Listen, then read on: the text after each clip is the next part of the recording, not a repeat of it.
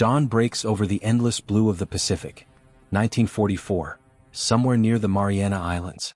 A Japanese garrison stirs, expecting the familiar horizon. Quiet, guarded, predictable. Then they hear it. Engines. Aircraft engines. Not from a nearby airfield, they have none. Not from the horizon, they are out of range. From nowhere, American planes appear, lifting off from the sea itself. They dive, strafing positions, dropping bombs, vanishing as quickly as they came.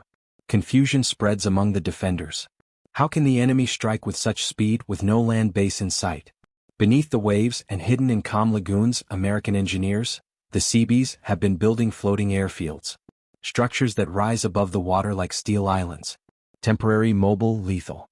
This was not improvisation.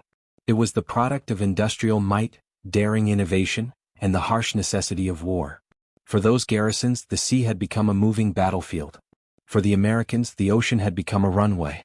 And for viewers who crave the untold, cinematic truth of World War II, WWII heroic realism brings stories like this to life. Human ingenuity against impossible odds, exactly as it happened.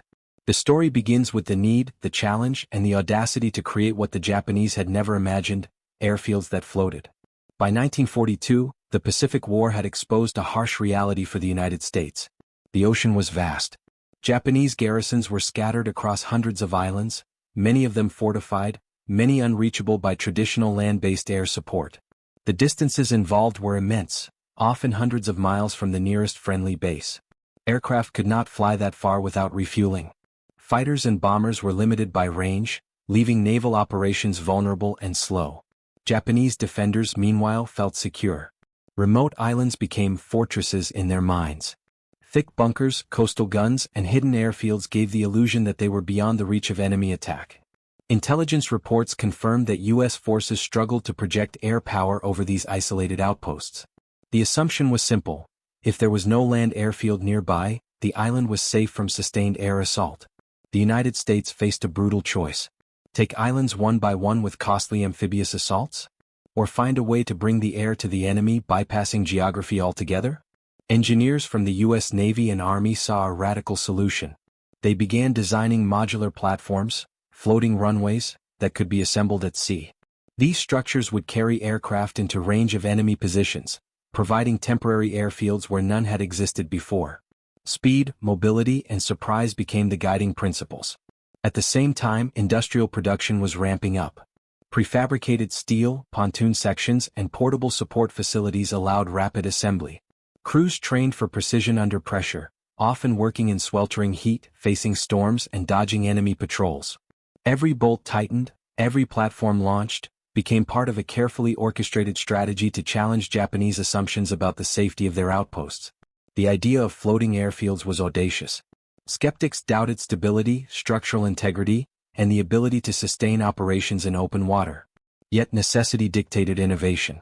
The U.S. Navy had to project power across thousands of miles of ocean. Traditional bases were too slow, too vulnerable, too fixed. The floating airfields promised something new: mobility, reach, and the element of surprise. By late 1943, plans were no longer theoretical. Construction had begun. Modular airstrips could be launched from existing harbors, towed into position, and anchored near operational targets. Pilots would land, refuel, rearm, and strike again without ever touching land. Japanese garrisons, expecting months of preparation and relative safety, were about to discover that their enemy could bring the war to them, wherever they were stationed. The stage was set. Floating airfields would not just support operations, they would reshape the Pacific War itself. By early 1944, the concept of floating airfields had evolved from experimental platforms to operational reality. The U.S. Navy and Army engineers, particularly the Seabees, perfected the art of building portable airstrips at sea. Prefabricated steel pontoons, connected with precision, created runways long enough for fighters, bombers, and reconnaissance planes. Support facilities, fuel storage, workshops, barracks, were added to make these floating islands fully functional. The engineering challenges were immense. Waves, tides, and weather could shift or damage the platforms. Anchoring systems had to withstand storms while keeping runways stable. Aircraft maintenance had to be conducted on a constantly moving surface, often with salt spray corroding delicate instruments. Yet the Seabees' ingenuity prevailed. Sections could be constructed on shore, shipped across the ocean, and assembled in record time near contested islands. Strategically, floating airfields changed the game. Islands that were previously considered secure became vulnerable overnight. Pilots could strike from unexpected directions, bypassing heavily defended Japanese positions. The psychological impact on garrisons was profound. Soldiers who believed themselves beyond reach suddenly found enemy aircraft overhead, their origins unknown, their strikes precise and relentless. Traditional defensive calculations, range, timing, and reinforcements were rendered obsolete. The concept also allowed the U.S. to project air power faster than building permanent bases. Instead of waiting months to capture and construct an airfield on a hostile island, floating airfields could be positioned, operational, and striking within days. This flexibility forced the Japanese command to rethink their strategy. Their once static defensive positions were now under constant threat, even on islands thought to be isolated. Logistics and planning became just as crucial as engineering. Towing pontoons, coordinating construction crews, and maintaining supply lines across hundreds of miles of open ocean required meticulous timing. Communication between naval task forces and airborne units had to be flawless. One miscalculation could render the floating airfield ineffective, or destroy it. Yet the Americans executed these operations with remarkable precision, combining industrial capacity with battlefield necessity. As these floating airfields approached operational zones near Japanese-held islands, the crews prepared not only for construction but for immediate combat deployment. Aircraft would take off and strike before defenders could fully comprehend the new threat. The war was shifting from a static contest over islands to a dynamic battle where mobility, engineering, and psychological impact became decisive weapons. By the time the first missions launched, Japanese garrisons were already shaken. The oceans that had seemed like a protective buffer were now highways for American ingenuity. Every strike from these floating airfields reinforced a single terrifying message: nowhere was truly safe, and the enemy could appear anywhere at any moment. The floating airfields were ready. The Pacific was about to witness an innovation that would redefine warfare at sea. It was April 1944. Dawn barely touched the horizon when the first American floating airfield slipped into position off a Japanese-held atoll. Steel pontoons gleamed under the rising sun, anchored carefully against the shifting currents. From this improvised runway, fighters and dive bombers began taxiing, engines roaring, ready for combat. For Japanese garrisons, the first sight was disbelief. No airfield had been visible the day before. No landing strip on maps, no recon photos, no warning from scouts. Yet now, planes took off, targeting artillery positions, bunkers, and supply depots. From the enemy's perspective, the air was alive with strikes coming from nowhere. Panic and confusion rippled through the defenders. On the floating airfield, Seabee crews worked methodically. Fuel was pumped, ordnance loaded, and aircraft serviced on steel decks that flexed with every wave. Pilots ran final checks, knowing that any misstep could send them into the sea. Yet discipline and training prevailed. Operations that would have taken hours on land now unfolded seamlessly at sea. The first strikes achieved immediate tactical objectives. Japanese anti-aircraft guns were silenced. Observation posts were destroyed. Supply caches burned. The speed and surprise of attacks prevented the garrison from organizing effective countermeasures. Above, the sky was dominated by American aircraft, yet defenders could see no origin point. The floating airfield, invisible from shore and nearly impossible to locate on Japanese charts, became a phantom threat. Every sortie reinforced the psychological advantage, convincing the garrison that the Americans could strike anywhere at any time. At sea, the coordination between floating airfield crews, naval support ships, and carrier-based reconnaissance was flawless. Engineers and sailors operated under constant threat of enemy attack, but meticulous planning ensured the platforms remained operational. The Americans had not just built runways, they had built mobility, flexibility, and the element of surprise into their strategy. For the Japanese, the realization came slowly and painfully. Their assumptions about distance, geography, and the predictability of American operations were shattered. An entire island garrison could be assaulted from a platform that didn't exist yesterday. Their tactical certainty was gone. The first wave of strikes ended, but the floating airfield remained in place, ready to launch again.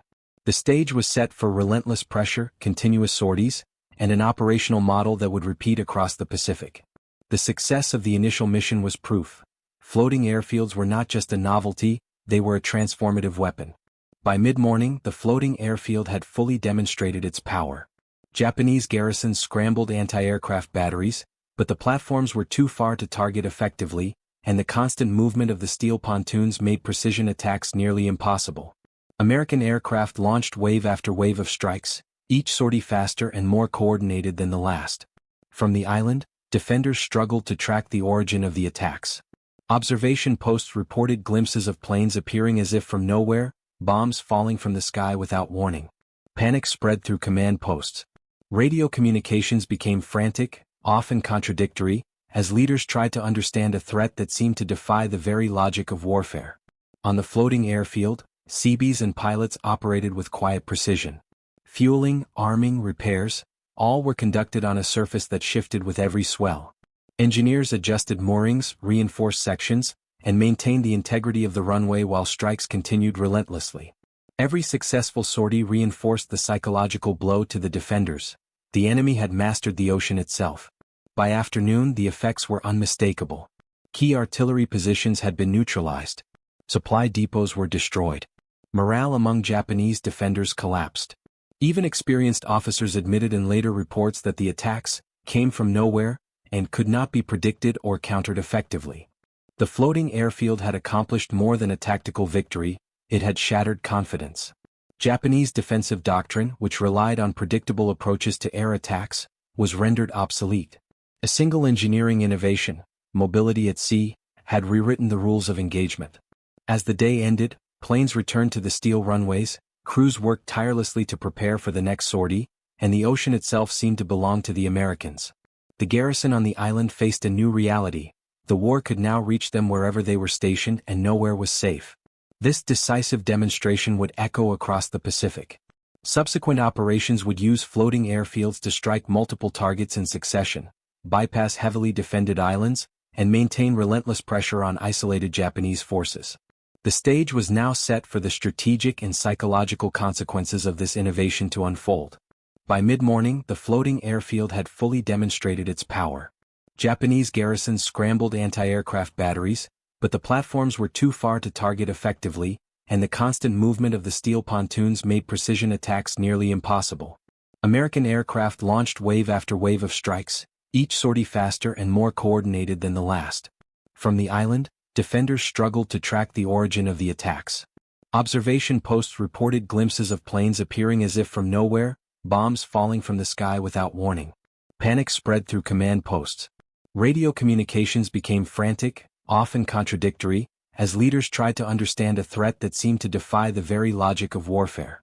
On the floating airfield, Seabees and pilots operated with quiet precision.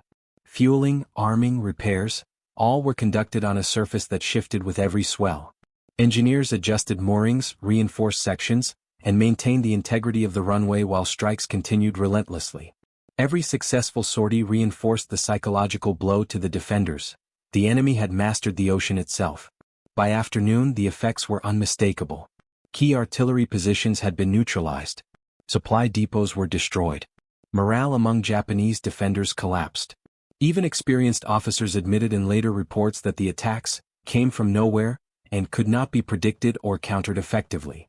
The floating airfield had accomplished more than a tactical victory, it had shattered confidence. Japanese defensive doctrine, which relied on predictable approaches to air attacks, was rendered obsolete. A single engineering innovation, mobility at sea, had rewritten the rules of engagement. As the day ended, planes returned to the steel runways, crews worked tirelessly to prepare for the next sortie, and the ocean itself seemed to belong to the Americans. The garrison on the island faced a new reality. The war could now reach them wherever they were stationed and nowhere was safe. This decisive demonstration would echo across the Pacific.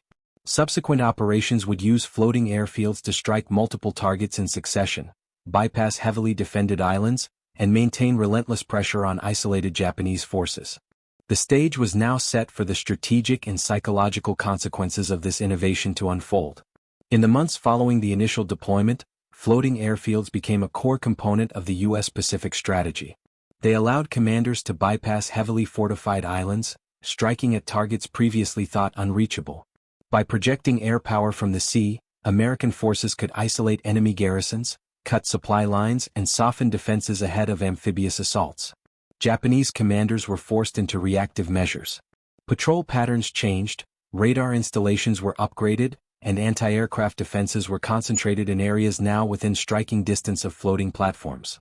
Yet, despite these adjustments, the psychological impact of an unseen enemy launch point persisted. Fear and uncertainty spread faster than bombs, weakening garrison cohesion and delaying organized responses. The success of these floating airfields also influenced American planning for future operations. Engineers refined designs, increasing runway length, structural stability, and logistical support. Larger aircraft could now operate from the pontoons, expanding strike capability. The innovation demonstrated that battlefield engineering could directly shape operational strategy, a lesson that would inform not only Pacific Island campaigns but future naval warfare doctrine worldwide. Materially, the consequences were clear. Strategic islands fell more quickly, often with reduced casualties among assaulting forces. Japanese losses mounted, not solely from direct attacks, but from the inability to reinforce or resupply garrisons effectively. Entire units were stranded, their morale undermined, as mobile airfields allowed the U.S. to strike repeatedly while remaining just out of reach. The floating airfields were more than a tactical tool, they were a psychological weapon. By combining engineering prowess, industrial output, and operational daring, the U.S. had created a system that challenged Japanese assumptions about defense, geography, and the predictability of war. The Pacific Ocean, once seen as a natural barrier, had become a conduit for American ingenuity and power projection. The innovation's impact extended beyond the immediate battles. It altered the way both sides thought about mobility, logistics, and the interplay between engineering and combat. Japanese forces would never again assume isolation guaranteed safety, and American commanders now had a model for using technology and ingenuity to dominate a vast and unpredictable theater. The story of floating airfields is a testament to the power of ingenuity in warfare. It was not sheer numbers or brute force that enabled the United States to strike Japanese garrisons unexpectedly, it was engineering, coordination, and the willingness to challenge conventional thinking. By turning the ocean into a movable runway, American forces redefined the concept of air superiority. Islands once thought secure were rendered vulnerable, not merely through bombs and bullets, but through perception, mobility, and the audacity to innovate under pressure. The psychological shock inflicted on Japanese defenders was as decisive as any physical destruction. This achievement also highlights the critical role of human skill. Seabees, pilots, and naval crews operated under extreme conditions, relying on precision, discipline, and courage. Their work transformed theoretical plans into functioning, lethal instruments of war, proving that ingenuity combined with execution can shift the balance even in the most challenging environments. Floating airfields remind us that in warfare, permanence is often a liability and flexibility a force multiplier. In the Pacific, where vast distances and isolated islands shaped strategy, the ability to strike anywhere at any time reshaped the battlefield and altered the course of the war. Ultimately, the floating airfields were more than steel and pontoons. They were a symbol of human resourcefulness, the ability to turn constraints into opportunity, and a demonstration that innovation can outmatch expectation. For the men who built them and the pilots who flew from them, they became instruments not only of war but of history itself. The Pacific War had changed, and floating airfields ensured that the enemy would never feel safe on the water, or beneath the sky, again.